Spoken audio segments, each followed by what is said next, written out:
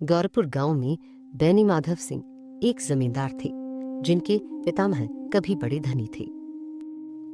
अब उनके पास एक बूढ़ी भैंस रह गई थी और आधी से अधिक संपत्ति वकीलों पर खर्च हो चुकी थी। उनके 2 बेटे थे, श्रीकंठ जो BA पढ़कर नौकरी करता था और लाल बिहारी एक सजीला और गर्म मिजाज युवक। आनंदी एक तालुकेदार की बेटी श्रीकंठ से ब्याह कर गौरीपुर आई। वहां का सादा जीवन देखकर वह चौकी पर जल्दी ही ढल गई। एक दिन लाल बिहारी ने शिकार की चिड़ियां लाकर उससे मांस पकाने को कहा। आनंदी ने तमाम घी मांस में डाल दिया, लेकिन दाल में कुछ नहीं बचा। लाल बिहारी को गुस्सा आया। उसने आनंदी की मायके को बुरा भला कहा। आनंदी ने तपाक से कहा कि वहां तो नाई का हार तक घी खाते हैं। बात बढ़ गई। लाल बिहारी ने खड़ाऊ उठाकर आनंदी पर फेंकी।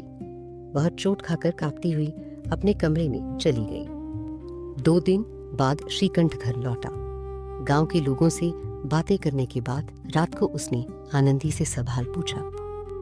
जब उसे पता चला कि उसके भाई ने खड़ाऊ फेंकी तो उसकी आंखें लाल हो गईं। आनंदी के आंसुओं ने उसके क्रोध को और भड़का दिया। सुबह श्रीकंठ अपने पिता के पास गया और बोला, दादा, अब इस घर में मेरा निर्वाह न होगा। बैनी माधव सिंह ने वह को दोषी ठहराया। लेकिन श्रीकंठ ने कहा कि वह अपनी पत्नी पर होने वाले अन्याय को सहन नहीं कर सकता। गांव के लोग इकट्ठा हो गए। कोई हुक्का पीने के बहाने, कोई रसीद दिखाने। वे श्रीकंठ और उसके पिता की बहस सुनने आए थे। कई औरतें खुश थीं कि श्रीकंठ अपनी पत्नी के लिए लड़ रहा है। माहौल गर्म था। इसी बीच लाल बिहारी आनंदी के दरवाजे पर खड़ा होकर माफी मांगने लगा। उसकी आंखों में आंसू थे। आनंदी ने अंदर से उसे सुना और उसका मन पसीज गया।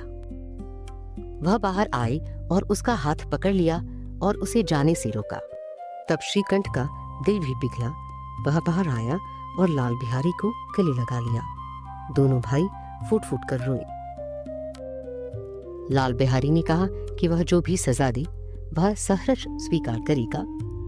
श्रीकंठ ने प्यार से उसे लल्लू कहा और सब कुछ ठीक हो गया। ऐसे ही देसी किस्सों के लिए सब्सक्राइब करें